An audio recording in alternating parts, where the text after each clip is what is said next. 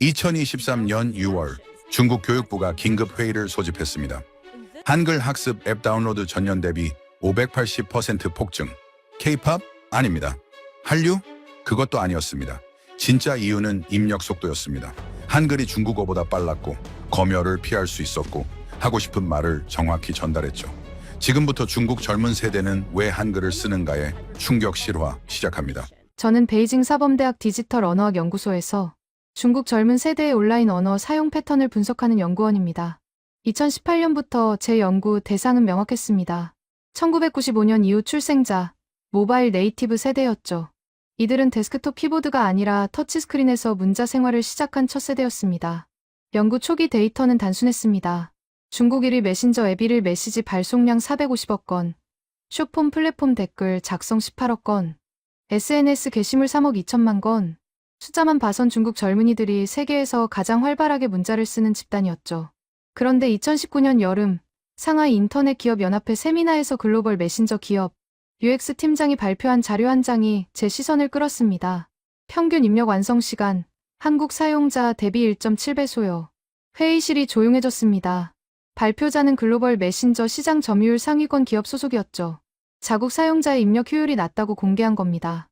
저는 그날 오후 베이징으로 돌아와 바로 실험 설계에 들어갔습니다. 피험자 300명, 연령대 18세에서 25세, 과제는 동일한 중국어 문장 20개를 모바일 환경에서 입력하는 것이었습니다. 결과는 명확했습니다.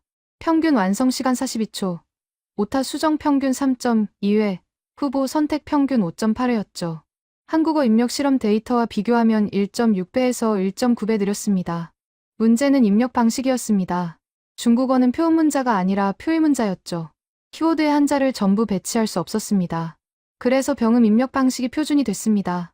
병음은 로마자 알파벳으로 중국어 발음을 표기하는 체계였습니다. 사용자가 니아오를 쓰려면 N, I, H, A, O를 입력하고 화면에 뜬 후보 중 해당 한자를 선택해야 했죠. 간단한 인사말은 문제없었습니다. 하지만 동음이어가 많은 중국어 특성상 후보 목록이 길어지면 선택 시간이 늘어났습니다. 스라는 발음만 해도 수십 개 한자가 존재했죠. 저는 2020년 초 실시간 입력 추적 실험을 진행했습니다. 피험자의 손가락 움직임과 화면, 터치 횟수를 밀리초 단위로 기록했죠. 데이터는 충격적이었습니다. 한 문장 입력의 평균 터치 18.4회, 시선 이동 12.3회, 후보 스크롤 2.1회였습니다. 입력보다 선택에 더 많은 시간이 소요됐죠. 한 피험자는 실험 후 인터뷰에서 이렇게 말했습니다. 생각은 빠른데 손이 안 따라가요. 쓰고 싶은 말이 머릿속에 있는데 후보 찾느라 흐름이 끊기죠. 저는 그 말을 메모했습니다. 입력은 표현 수단이자 사고 전달 도구였습니다. 속도가 느려지면 표현 욕구 자체가 위축됐죠. 2020년 상반기 중국 모바일 인터넷 사용자는 9억 4천만 명을 돌파했습니다. 그중 18세에서 29세 비중이 31%였죠. 이들은 하루 평균 5.2시간을 모바일 화면 앞에서 보냈습니다. 문자는 단순한 기록이 아니었습니다. 정체성 표현이자 관계 형성 도구였고 감정 전달 수단이었죠. 빠르게 쓰고 정확하게 전달되고 즉각 반응받는 것. 그게 이들의 언어 환경이었습니다. 그런데 입력 과정 자체가 장벽이 되고 있었습니다. 생각과 문자 사이의 변환 단계가 너무 많았죠. 병음을 치고 후보를 보고 스크롤하고 선택하고 확인하는 과정. 5단계였습니다. 저는 연구팀과 함께 추가 분석을 진행했습니다. 감정 표현이 많은 문장일수록 입력 시간이 더 길어졌죠. 급한 상황에서 보내는 메시지일수록 오타율이 높았습니다. 특히 주목할 점은 이것이었습니다. 피험자 중 84%가 입력이 느려서 표현을 포기한 경험이 있다고 답했죠. 하고 싶은 말이 있었지만 입력 과정이 번거로워서 짧게 줄이거나 아예 안 보낸 경험이었습니다. 한 피험자는 이렇게 설명했습니다. 친구한테 긴 문장으로 위로해주고 싶었는데 병음 치다가 지쳐서 그냥 괜찮아만 보냈어요. 입력 효율은 단순한 기술 문제가 아니었습니다. 감정 전달의 질과 직결된 문제였죠. 2020년 가을, 저는 연구 보고서를 작성하면서 한 가지 질문을 남겼습니다. 입력 효율이 낮으면 사용자는 어떻게 반응하는가? 그때는 몰랐습니다. 답은 2년 뒤에 올 거라는 걸. 그것도 전혀 예상하지 못한 방식으로. 2021년 봄, 제 연구소에 새로운 과제가 떨어졌습니다. 중앙사이버보안국과의 협력 프로젝트였죠. 8억 2천만. 하루 평균 224만 건이 자동으로 지워진 겁니다. IT 기업 보안팀장이 보고했습니다. 현재 시스템은 키워드 매칭 방식입니다. 특정 단어가 감지되면 즉시 차단하죠. 문제는 사용자들이 표기를 바꾸면 필터가 작동하지 않는다는 겁니다. 구체적 사례가 공유됐습니다. 사용자들은 민감한 단어의 한자를 동음이의자로 바꾸거나 병음 표기를 섞거나 아예 숫자와 기호로 대체했죠. 예를 들어 자유라는 단어가 필터에 걸리면 사용자들은 찌여우, 지와이, 쭈유 같은 변형을 만들어냈습니다. 의미는 같지만 시스템은 인식하지 못했죠. 담당자가 말을 이었습니다. 우리는 변형 패턴을 학습하는 AI 필터를 도입했습니다. 정확도는 78%까지 올랐죠. 하지만 새로운 문제가 생겼습니다. 화면에 그래프가 나타났습니다. 2020년 하반기부터 오탐지율, 곡선이 급격히 상승하고 있었죠. 오탐지란 문제없는 표현을 잘못 차단하는 경우였습니다. AI 필터가 민감해질수록 일상 대화까지 걸러내기 시작한 겁니다. 한 IT 기업 팀장이 사례를 들었습니다. 어제 한 사용자가 오늘 날씨 정말 자유롭네라고 썼다가 차단됐습니다. 자유롭다는 형용사인데 시스템이 자유를 감지한 거죠. 회의실이 무거워졌습니다. 필터를 강화하면 오탐지가 늘고 완화하면 우회 표현을 못 잡는 딜레마였습니다. 저는 그때 한 가지를 깨달았습니다. 이건 기술 문제가 아니라 언어 구조 문제라는 걸. 중국어는 문맥 의존도가 높았죠. 같은 한자도 맥락에 따라 의미가 달라졌습니다. AI가 아무리 학습해도 실시간으로 쏟아지는 신조어와 변형 표현을 따라잡기엔 한계가 있었습니다. 2021년 여름, 저는 SNS 플랫폼 3곳의 데이터를 분석했습니다. 10대와 20대 사용자 계정 50만 개, 3개월치 게시물과 댓글이었죠. 패턴이 보였습니다. 젊은 사용자들은 필터를 학습하고 있었습니다. 어떤 표현이 걸리는지 시행착오로 파악하고 즉시 대체 표현을 만들어냈죠. 한 18세 사용자의 댓글 히스토리를 추적했습니다. 같은 의미를 한 달 동안 7가지 방식으로 표현했더군요. 한자 병음 영문 약자 숫자, 조합 이모티콘 동음이의자 일본어 가타카나 순이었습니다. 저는 연구 노트에 적었습니다. 사용자는 시스템보다 빠르다. 필터가 업데이트되는 속도보다 우회 표현이 생성되는 속도가 최소 2배 빠르다. 2021년 가을, 정부는 새로운 지침을 내렸습니다. 실시간 필터링 강화 및 반복 위반자 개정 제재. 플랫폼 기업들은 시스템을 재정비했죠. 필터 민감도가 올라갔습니다. 차단 기준이 엄격해졌고 경고 없이 삭제되는 게시물이 늘어났습니다. 한 대형 SNS 플랫폼의 내부 자료를 확인할 기회가 있었습니다. 2021년 10월 한 달간 일일 평균 게시물 삭제 건수가 420만 건이었죠. 전년 같은 기간 대비 89% 증가였습니다. 사용자 반응은 두 갈래였습니다. 일부는 표현을 포기했습니다. 민감한 주제는 아예 안 쓰거나 아주 짧고 중립적인 문장만 남겼죠. 하지만 다른 일부는 더 창의적으로 변했습니다. 필터를 피하는 게 일종의 게임이 된 겁니다. 누가 더 영리하게 우회하느냐의 경쟁이었죠. 저는 한 온라인 커뮤니티를 모니터링했습니다. 이름은 말 바꾸기 연구소였죠. 회원 12만 명이 실시간으로 오늘 걸린 표현과 대체 표현을 공유했습니다. 게시물 하나가 인상적이었습니다. 아까 그 단어 썼다가 3초 만에 삭제됐어요. 이제 그더릉로 쓰면 될 것 같아요. 댓글이 달렸습니다. 그더릉도 이미 걸려요. 저는 영어 첫 글자로 바꿨는데 아직 괜찮네요. 또 다른 댓글이 이어졌습니다. 영어도 곧 막힐 거예요. 전 일본어 히라가나 쓰는데 아직 안 걸렸어요. 저는 화면을 보며 생각했습니다. 이들은 단순히 필터를 피하려는 게 아니었습니다. 하고 싶은 말을 지키려는 거였죠. 2021년 겨울, 제 연구팀은 중간 보고서를 제출했습니다. 결론은 명확했습니다. 현재 필터링 시스템은 기술적 한계에 도달했습니다. 언어 변형 속도가 시스템 학습 속도를 초과합니다. 보고서 마지막 페이지에 저는 한 줄을 추가했습니다. 사용자는 입력 효율과 표현 자유 사이에서 새로운 균형점을 찾을 것입니다. 그때는 몰랐습니다. 그 균형점이 한글이 될 줄은. 2022년 봄, 저는 우연한 발견을 했습니다. 정확히는 제 조카가 보여준 것이었죠. 조카는 당시 17세, 고등학교 2학년이었습니다. 어느 주말 오후, 조카가 스마트폰을 보며 웃고 있었죠. 저는 물었습니다. 뭐가 그렇게 재밌니? 조카가 화면을 보여줬습니다. SNS 댓글창이었죠. 그런데 댓글 절반 이상이 이상한 문자로 쓰여 있었습니다. 이게 뭐니? 한글이요. 요즘 애들 다 써요. 저는 화면을 자세히 봤습니다. 기역, 니은, 디귿 같은 한글 자모가 섞여 있었습니다. 문장은 아니었죠. 단어 일부를 한글로 표기한 형태였습니다. 왜 한글을 써? 조카가 대답했습니다. 빨라요. 그리고 안 걸려요. 저는 그 말을 메모했습니다. 빠르다. 안 걸린다. 두 개의 키워드였죠. 다음 날, 저는 연구소로 돌아와 즉시 데이터 수집을 시작했습니다. 대상은 중국 내 주요 SNS 플랫폼 5곳, 검색 키워드는 한글 입력법, 한글 배우기, 한글 자판 등이었습니다. 결과는 예상 밖이었습니다. 2022년 1분기 한글 관련 검색량이 전년 동기 대비 270% 증가했죠. 특히 18세에서 24세 연령대에서 집중됐습니다. 저는 검색 트렌드를 월별로 추적했습니다. 2021년 하반기부터 곡선이 상승하기 시작했더군요. 2022년 1월에 급등했고 2월엔 정점을 찍었습니다. 흥미로운 건 검색어 조합이었습니다. 한글 입력법과 함께 검색된 단어가 빠른, 간단한, 쉬운이었죠. 한국 문화나 K-팝과는 거의 연결되지 않았습니다. 저는 한글 학습 앱 다운로드 통계를 확인했습니다. 중국 앱스토어 교육 카테고리에서 한글 학습 앱 3개가 상위 20위 안에 진입했더군요. 특히 한 앱은 2022년 2월 한 달간 다운로드 수가 340만 건이었습니다. 리뷰를 읽어봤죠. 30분 만에 기본 잠오 다 외웠어요. 생각보다 쉬워요. 병음보다 빠르게 칠 수 있어요. 변환 과정이 없어서 좋아요. 친구들이랑 채팅할 때 유용해요. 리뷰 대부분이 빠르다, 쉽다, 유용하다는 표현을 썼습니다. 문화적 관심이나 언어 학습 목적은 거의 보이지 않았죠. 저는 더 깊이 파고들었습니다. SNS에서 한글을 실제로 사용하는 사례를 수집했죠. 게시물 5,000건, 댓글 2만 건을 분석했습니다. 패턴이 명확했습니다. 한글은 문장 전체가 아니라 단어 일부에만 쓰였습니다. 특히 필터에 걸릴 가능성이 높은 단어에 집중됐죠.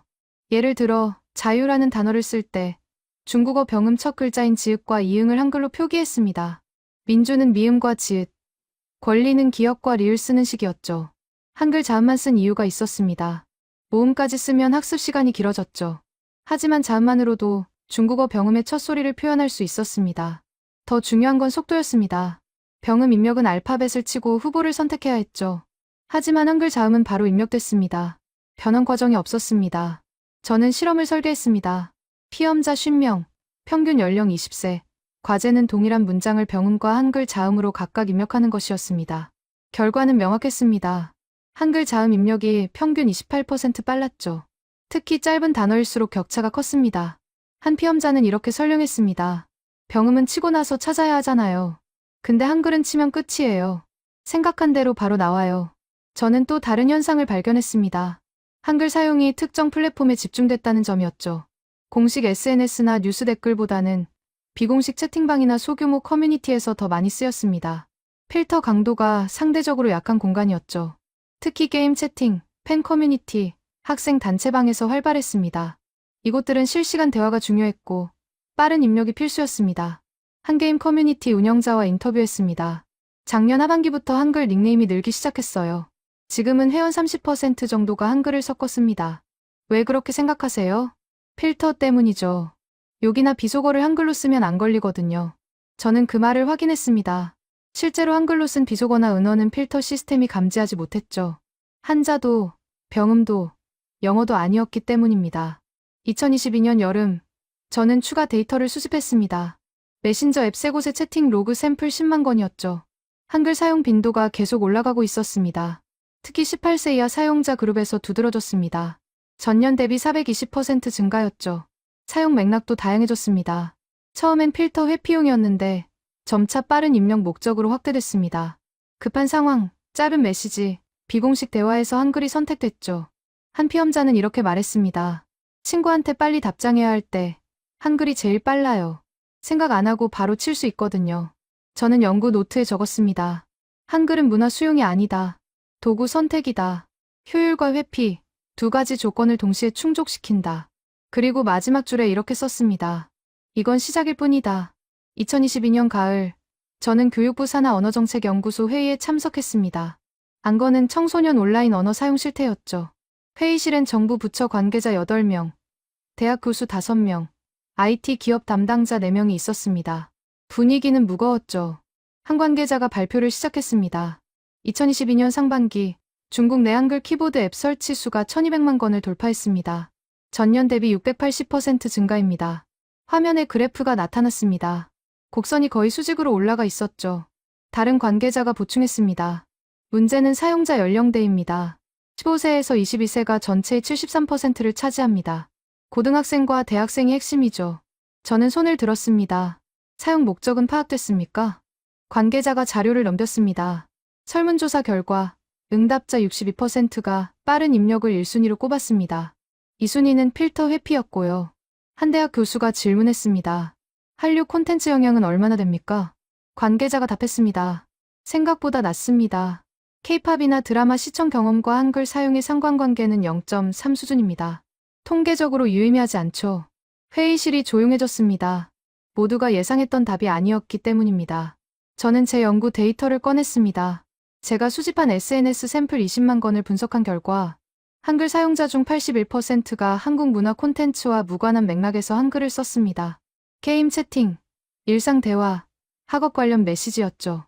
한 IT 기업 담당자가 말했습니다. 저희 플랫폼에서도 비슷한 현상이 관찰됩니다. 한글은 주로 짧은 메시지, 급한 상황, 비공식 대화에 집중됩니다. 회의가 끝난 뒤 저는 베이징으로 돌아와 더 깊은 분석에 들어갔습니다. 이번엔 지역별 확산 패턴을 추적했죠. 데이터는 흥미로웠습니다. 한글 사용이 대도시에서 먼저 시작됐지만 2022년 하반기부턴 2선 도시, 3선 도시로 빠르게 퍼졌습니다. 베이징, 상하이, 광저우 같은 1선 도시에서 한글 사용률이 높았던 건 예상 가능했습니다. IT 인프라가 좋고 젊은 인구가 많았으니까요. 하지만 청두, 시안, 우한 같은 2선 도시에서도 사용률이 급증했습니다. 특히 대학가 주변에서 두드러졌죠. 저는 한 2선 도시 대학생 200명을 대상으로 설문조사를 진행했습니다. 결과는 명확했습니다. 한글을 배운 경로 친구 추천 48%, SNS 발견 32%, 온라인 커뮤니티 15%, 학습 시간 1시간 이내 67%, 1시간에서 3시간 28%, 사용 빈도 매일 사용 42%, 주 3회 이상 31%. 한 응답자는 이렇게 썼습니다. 룸메이트가 쓰는 걸 보고 배웠어요. 30분이면 기본 자음은 다 외워져요. 지금은 매일 써요. 또 다른 응답자의 답변이었습니다. 채팅방에서 다들 쓰길래 저도 배웠어요. 안 쓰면 대화 속도를 못 따라가요. 저는 패턴을 발견했습니다. 한글 확산은 바이럴 방식이었습니다. 광고나 교육이 아니라 또래 집단 내 전파였죠. 한 사람이 쓰면 그 친구들이 배웠습니다. 채팅방에서 한글이 보이면 다른 멤버들도 따라했죠. SNS에서 한글 댓글을 보면 호기심에 검색했습니다. 2022년 10월, 저는 온라인 한글 학습 커뮤니티 5곳을 모니터링했습니다. 총 회원수가 80만 명을 넘었죠. 가장 큰 커뮤니티 이름은 10분 한글이었습니다. 회원 32만 명, 일일 활성 사용자 4만 명이었죠. 커뮤니티엔 학습 자료가 체계적으로 정리돼 있었습니다. 자음 14개, 모음 10개, 기본 조합 규칙, 이미지와 영상으로 설명됐죠. 특히 인기 있는 게시물은 빠른 입력 팁이었습니다. 조회수 120만, 댓글 8,000개였죠. 내용은 이랬습니다. 한글 자음만 외우세요. 기역, 이은, 디귿, 이을, 미음, 비읍, 시옷, 이응, 지읒, 치읒, 키읔, 티읒, 피읒, 키읔. 14개면 됩니다. 병음 첫 글자만 한글로 바꾸면 돼요. 댓글엔 성공 사례가 가득했습니다. 오늘 배워서 바로 써봤는데 진짜 빨라요. 친구들이 어떻게 이렇게 빨리 치냐고 물어봤어요. 필터 안 걸려서 좋아요. 저는 커뮤니티 관리자와 접촉했습니다. 온라인 인터뷰였죠. 커뮤니티는 언제 만들었습니까? 2021년 12월입니다. 처음엔 친구들끼리만 쓰려고 만들었어요. 지금 회원이 32만 명입니다. 어떻게 이렇게 빠르게 늘었죠? 광고 안 했어요. 다 입소문이에요. 한 달에 5만 명씩 늘어나더라고요. 회원들은 주로 뭘 원합니까? 빠르게 배우고 바로 쓰고 싶어 해요. 문법이나 발음은 관심 없어요. 자음만 알면 충분하다고 생각하죠. 저는 추가 질문을 했습니다. 한국 문화에 관심 있는 회원이 많습니까? 관리자가 웃었습니다. 거의 없어요. K-팝 팬이 일부 있긴 한데 대부분은 그냥 도구로 봐요. 영어 알파벳 쓰는 것처럼요. 그 말이 핵심이었습니다. 한글은 언어가 아니라 도구였습니다. 입력 수단이었고 필터 회피 방법이었죠. 2022년 11월, 저는 중간 보고서를 작성했습니다. 제목은 중국 청소년층 한글 사용 확산 현황과 원인 분석이었죠. 보고서 핵심 내용은 3가지였습니다. 첫째, 확산 속도가 예상을 초과한다. 2022년 한 해 동안 한글 키보드 앱 설치 수가 1200만 건. 학습 커뮤니티 회원이 80만 명을 돌파했다. 둘째, 문화적 동기가 아니다. 사용자 대부분이 입력 효율과 필터 회피를 목적으로 한글을 선택했다. 셋째, 또래 전파 방식이다. 광고나 교육이 아니라 친구와 커뮤니티를 통한 자발적 학습과 확산이다. 보고서 마지막 줄에 저는 경고를 추가했습니다. 현재 추세가 지속되면 2023년 말까지 한글 사용자가 3천만 명을 넘을 가능성이 있습니다. 그때만 해도 저는 보수적으로 예측한 거라 생각했습니다.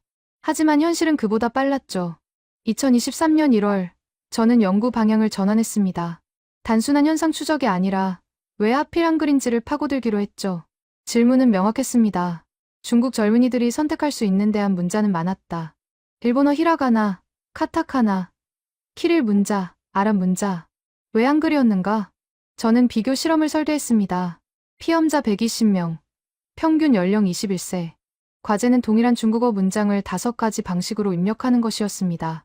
병음, 한글 자음, 일본어 히라가나, 영어 약자, 숫자 조합. 시험은 2주간 진행됐습니다. 매일 20개 문장, 총 280개 문장이었죠. 입력 시간, 오타율, 학습 시간, 기억 지속도를 측정했습니다. 결과는 놀라웠습니다. 입력 속도 한글 자음이 가장 빨랐습니다. 병음 대비 평균 32%, 히라가나 대비 41% 빠른 속도였죠. 학습 시간 한글 자음 평균 47분, 히라가나 평균 2시간 18분, 키릴 문자 평균 3시간 20분.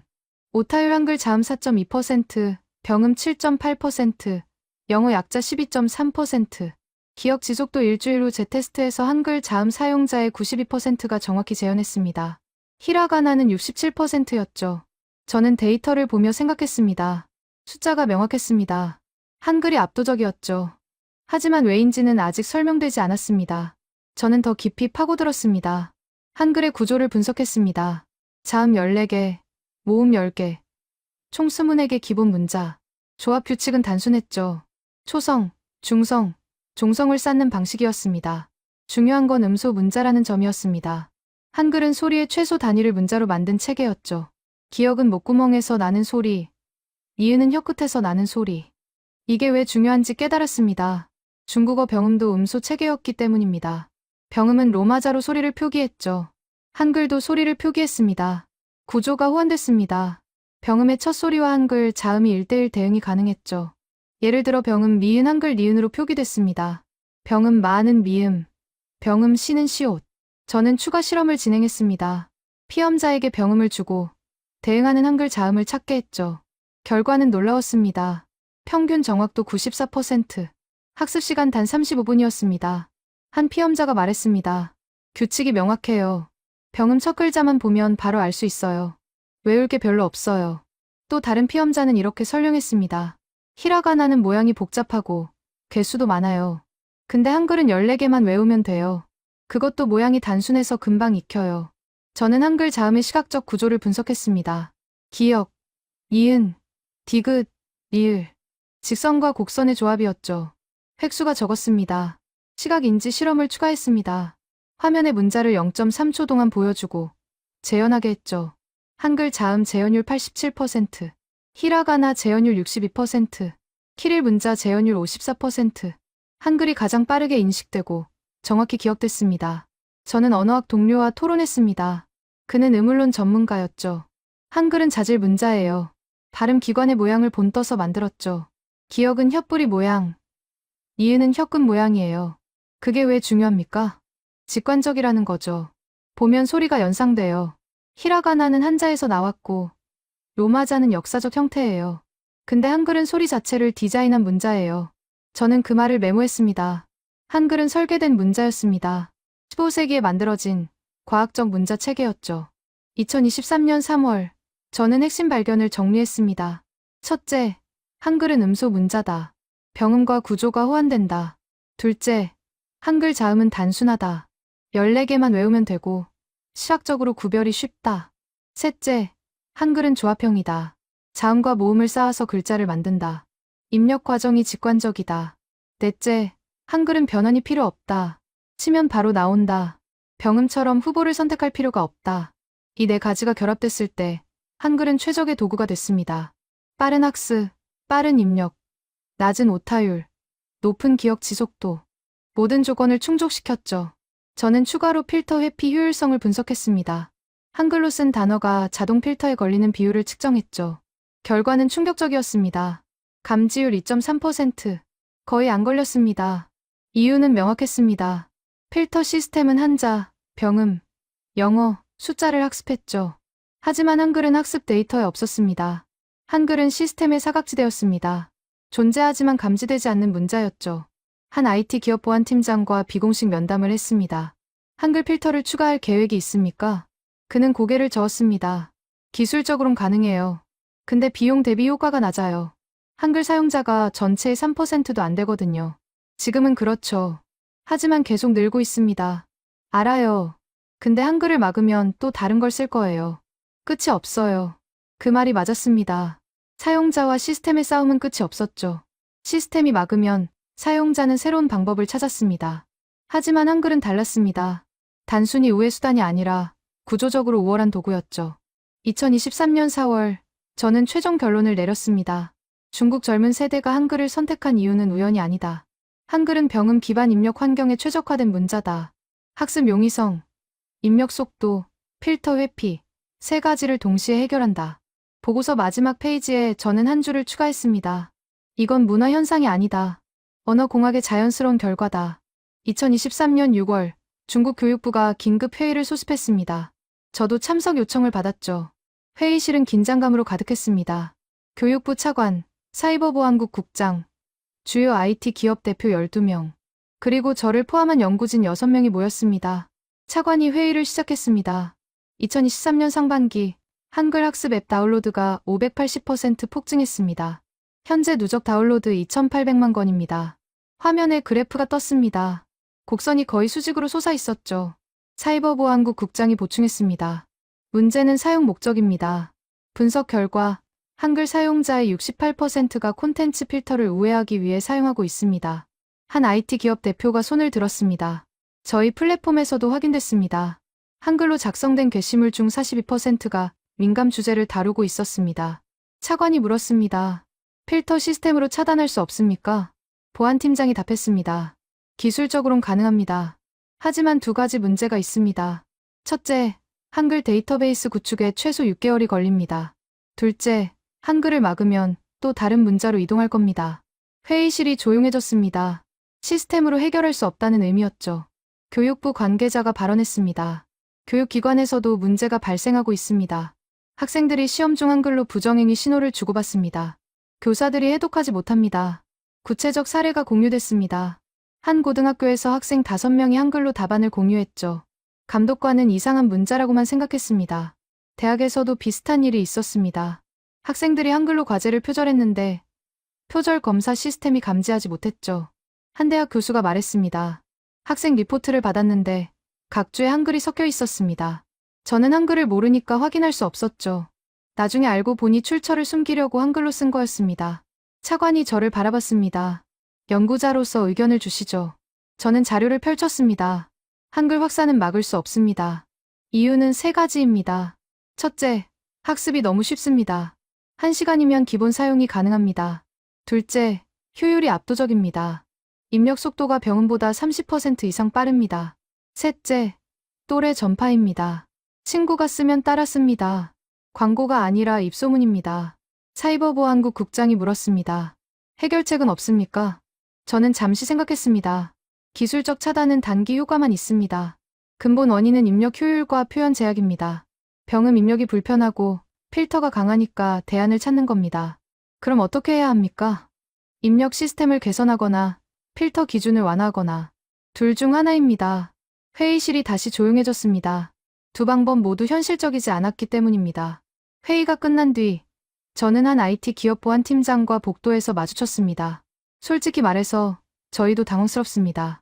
한글이 이렇게 빨리 퍼질 줄 몰랐어요. 대책은 있습니까? 일단 모니터링은 강화했습니다. 한글 사용 패턴을 추적하고 있어요. 근데 막기는 어려워요. 사용자가 너무 많아졌거든요. 얼마나 많습니까? 저희 플랫폼만 해도 한글 사용자가 추정 800만 명입니다. 이걸 다 제재할 순 없어요. 2023년 7월, 정부는 새로운 지침을 발표했습니다. 온라인 플랫폼 외국 문자 사용 가이드라인. 내용은 이랬습니다. 한글을 포함한 외국 문자 사용을 권장하지 않는다. 플랫폼은 사용자에게 경고 메시지를 표시해야 한다. 하지만 강제 조항은 없었습니다. 처벌 규정도 없었죠. 실효성은 거의 없었습니다. 경고 메시지를 본 사용자들은 무시했습니다. 한글 사용은 계속 늘었죠. 저는 주요 SNS 플랫폼 3곳의 데이터를 추적했습니다.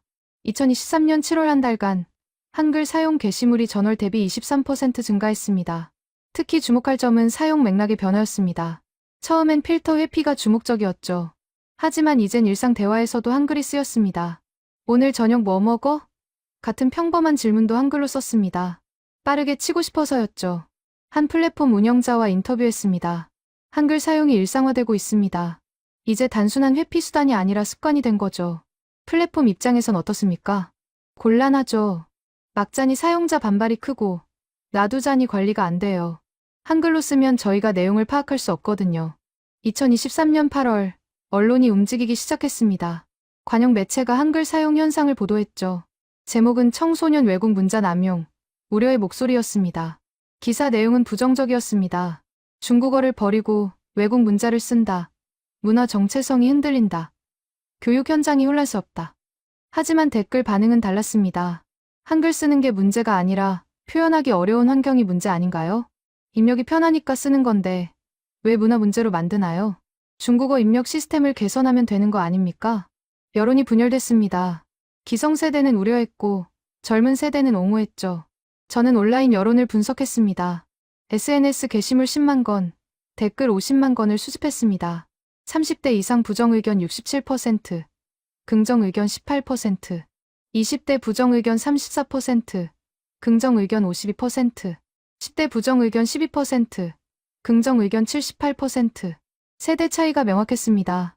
젊을수록 한글 사용을 자연스럽게 받아들였죠. 한 10대 사용자의 댓글이 인상적이었습니다. 어른들은 이해 못해요. 저희는 빠르게 소통하고 싶은 거예요.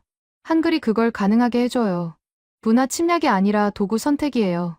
2023년 9월, 저는 최종 분석 보고서를 제출했습니다. 결론은 명확했습니다.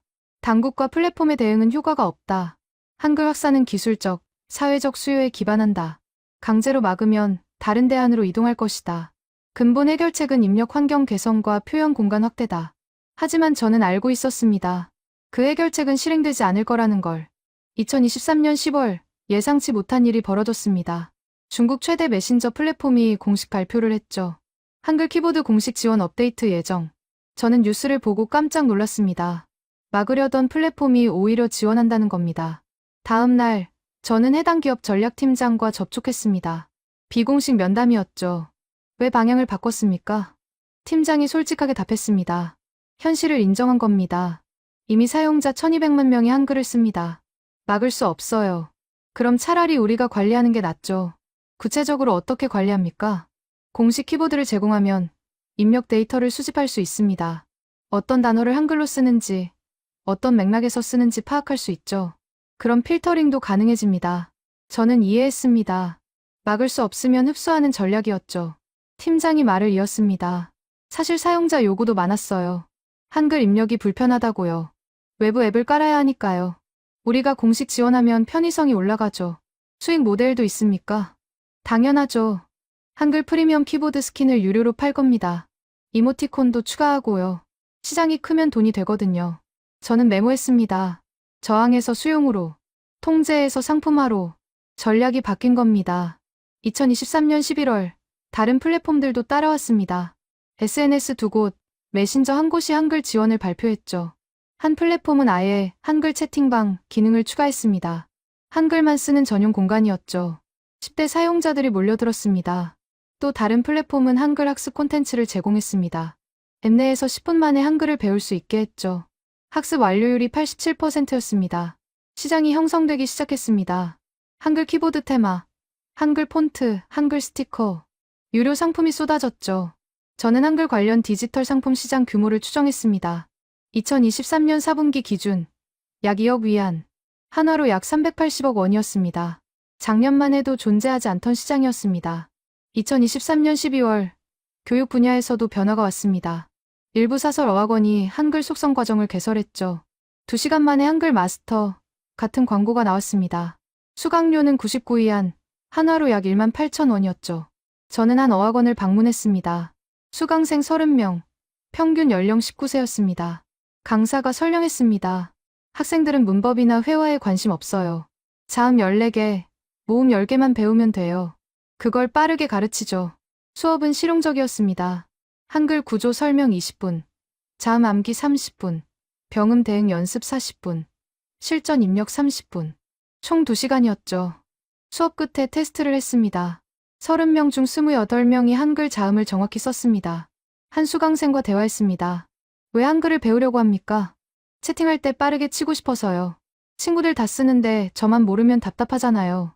한국 문화에 관심 있습니까? 별로요. 그냥 도구예요. 영어 배우는 것처럼요. 저는 그 말을 다시 한번 확인했습니다. 한글은 언어가 아니라 도구였습니다. 2024년 1월, 정부 태도에도 미묘한 변화가 있었습니다. 교육부가 새로운 지침을 냈죠. 외국 문자 사용에 대한 이해와 관리 강화. 이전 지침은 권장하지 않는다였습니다. 하지만 새 지침은 이해하고 관리한다였죠. 금지가 아니라 수용이었습니다. 지침엔 구체적 내용이 있었습니다. 교사들에게 한글 기본 교육을 제공한다. 학생 한글 사용을 전면 금지하지 않되 공식 시험에선 중국어만 사용한다. 한 교육부 관계자와 전화 통화를 했습니다. 왜 방향을 바꿨습니까? 현실적 판단입니다. 학생 3명 중 1명이 한글을 씁니다. 이걸 막을 순 없어요. 차라리 교사들이 이해하게 만드는 게 낫죠. 부작용은 없습니까? 물론 있죠. 일부 보수적인 의견도 많습니다. 하지만 젊은 세대를 이해하지 못하면 소통 자체가 끊깁니다. 저는 학교 현장을 방문했습니다. 베이징 한 고등학교였죠. 한 교사가 말했습니다. 작년엔 한글 쓰는 학생을 혼냈어요. 근데 올해는 제가 한글을 배웠습니다. 안 그러면 애들 메모를 못 읽거든요. 교무실 게시판에 한글 자음표가 붙어 있었습니다. 교사들이 참고하라고 만든 거였죠. 한 학생과 인터뷰했습니다. 선생님들이 한글 아는 거 어때요? 좋아요. 이제 메모할 때 눈치 안 봐도 돼요. 그리고 선생님이 이해해 주시니까 더 편해요. 한글 계속 쓸 건가요? 당연하죠. 빠르고 편한데 왜 안 써요? 2024년 2월, 저는 1년간의 변화를 정리했습니다. 2023년 초 정부와 플랫폼이 한글 확산을 우려하고 차단 시도. 2023년 중반 차단 실패, 사용자 급증으로 통제 불가능. 2023년 하반기 플랫폼이 방향 전환, 공식 지원 시작. 2024년 초 교육 현장과 정부도 수용, 관리 체제로 전환. 1년 만에 완전히 달라졌습니다. 저항에서 적응으로. 저는 연구 노트 마지막 페이지에 적었습니다. 사회는 기술을 막을 수 없다. 수요가 있으면 공급이 생긴다. 한글은 단순한 문자가 아니라 효율의 상징이 됐다. 이제 되돌릴 수 없다. 그리고 한 줄을 추가했습니다. 다음 질문은 이것이다. 한글이 중국 젊은 세대의 표준 도구가 되면 그 다음은 무엇인가? 2024년 봄. 저는 3년간의 연구를 마무리하고 있었습니다. 마지막 질문이 남아 있었죠. 중국 젊은 세대에게 한글은 무엇인가? 답을 찾기 위해 저는 대규모 설문조사를 진행했습니다. 응답자 5,000명, 연령대 15세에서 25세, 한글 사용 경험자였습니다. 첫 번째 질문 한글을 왜 사용합니까? 빠른 입력 74%, 필터 회피 18%, 친구들이 써서 5%, 한국 문화 관심 3%. 두 번째 질문 한글을 언어로 생각합니까? 도구로 생각합니까? 도구 89%, 언어 11%. 세 번째 질문 한국어를 배울 의향이 있습니까? 없다 67%, 있다 21%, 잘 모르겠다 12%. 네 번째 질문 더 나은 입력 방법이 나오면 한글을 그만 쓰겠습니까? 그만 쓴다 58%, 계속 쓴다 23%, 상황에 따라 19%. 숫자는 명확했습니다. 한글은 도구였습니다. 더 나은 대안이 나오면 버려질 도구였죠. 하지만 역설적이었습니다. 당분간은 대안이 없었습니다. 저는 추가 인터뷰를 진행했습니다. 한글을 3년 이상 사용한 대학생 20명이었죠. 한 학생이 말했습니다. 처음엔 필터 피하려고 썼어요. 근데 지금은 습관이에요. 빠르게 치고 싶을 때 자동으로 한글이 나와요. 또 다른 학생은 이렇게 설명했습니다. 한글은 제 생각 속도에 맞아요. 병음은 생각이 끊겨요. 한글은 흐름이 이어져요. 한 학생은 흥미로운 말을 했습니다. 친구들끼리만 통하는 암호 같아요. 어른들은 모르잖아요. 그게 좋아요. 저는 패턴을 발견했습니다. 한글은 단순히 입력 도구를 넘어서 세대 정체성의 일부가 되고 있었습니다. 빠른 입력, 필터 회피, 또래 문화, 세 가지가 결합되면서 한글은 젊은 세대의 상징이 됐죠. 2024년 여름, 저는 한중 언어학 공동 세미나에 참석했습니다. 서울에서 열린 학술대회였죠. 한국 언어학자들이 놀라워했습니다. 중국 젊은이들이 한글을 이렇게 쓴다니 신기하네요. 저는 발표했습니다. 이건 한류가 아닙니다. 언어 구조의 우연한 호환입니다. 한글이 병음 체계와 맞아떨어졌고 입력 효율이 높았고 학습이 쉬웠습니다. 그래서 선택됐습니다. 한한국 교수가 질문했습니다. 그럼 중국 젊은이들이 한국어를 배우고 싶어 하나요? 저는 솔직히 답했습니다. 아니요. 대부분은 관심 없습니다. 그들에게 한글은 자음 14개짜리 입력 도구입니다. 한국어는 별개죠. 교수가 다시 물었습니다. 그럼 한글에 대한 호감이 한국에 대한 호감으로 이어지지 않나요? 통계적으론 유의미한 상관관계가 없습니다. 한글 사용자 중 한국 문화에 관심 있는 비율은 일반 인구와 비슷합니다. 회의장이 조용해졌습니다. 기대했던 답이 아니었죠. 세미나 후 한한국 교수와 개인적으로 대화했습니다. 실망스러울 수도 있겠네요. 한글을 쓰지만 한국엔 관심 없다니. 저는 고개를 저었습니다. 실망할 일은 아닙니다. 오히려 한글의 과학성을 증명하는 거죠. 문화적 맥락 없이도 순수하게 효율만으로 선택받았다는 겁니다. 이건 한글의 승리예요. 교수가 웃었습니다. 그렇게 볼 수도 있겠네요. 2024년 가을, 저는 최종 보고서를 작성했습니다. 제목은 중국 청소년층 한글 사용 현상 문화 수용이 아닌 도구 선택이었습니다. 보고서 결론 부분은 이렇게 썼습니다. 중국 젊은 세대가 한글을 선택한 이유는 명확하다. 빠른 학습, 빠른 입력, 필터 회피. 세 가지 조건을 동시에 만족시키는 유일한 문자였기 때문이다. 한글은 병음 입력 체계와 구조적으로 호환된다. 음소 문자이며 자음 개수가 적고 시각적으로 단순하다. 변환 과정이 없어 입력이 직관적이다. 현재 한글 사용자는 추정 3,500만 명이다. 이는 중국 18세에서 25세 인구의 약 15%에 해당한다. 한글 사용은 문화 현상이 아니라 언어공학의 자연스러운 결과다. 효율이 필요를 만났고 구조가 수요를 충족시켰다. 마지막 페이지에 저는 미래 전망을 추가했습니다. 한글은 중국 젊은 세대에게 표준 도구로 자리 잡을 것이다. 하지만 이것이 한국어 학습이나 한국 문화 확산으로 이어지진 않을 것이다. 더 나은 입력 시스템이 개발되면 한글은 대체될 수 있다. 한글은 도구이지 정체성이 아니기 때문이다. 하지만 당분간은 대안이 없다. 병음보다 빠르고 배우기 쉽고 필터를 피할 수 있는 문자는 한글밖에 없다. 2024년 겨울, 저는 조카를 다시 만났습니다. 이제 20세가 된 조카였죠. 저는 물었습니다. 아직도 한글 써? 조카가 웃으며 답했습니다. 당연하죠. 이제 생각 안 하고 쳐요. 손이 알아서 움직여요. 한국어 배울 생각은? 조카가 고개를 저었습니다. 왜요? 필요 없는데요. 저한테 한글은 키보드예요. 언어가 아니에요. 저는 웃었습니다. 그 말이 모든 걸 설명했습니다. 한글은 중국 젊은 세대에게 언어가 아니었습니다. 키보드였습니다. 빠르게 생각을 전달하는 입력 장치였죠. 문화도, 정체성도, 애정도 아니었습니다. 순수하게 효율이었습니다. 저는 연구 노트를 덮으며 마지막 줄을 적었습니다. 세종대왕이 창제한 한글은 15세기 조선에서 백성을 위한 문자였다. 21세기 중국에선 젊은이를 위한 도구가 됐다. 용도는 달라졌지만 본질은 같다. 빠르게 배우고 쉽게 쓰고 정확히 전달한다. 한글의 과학성은 시대와 국경을 넘어 증명됐다.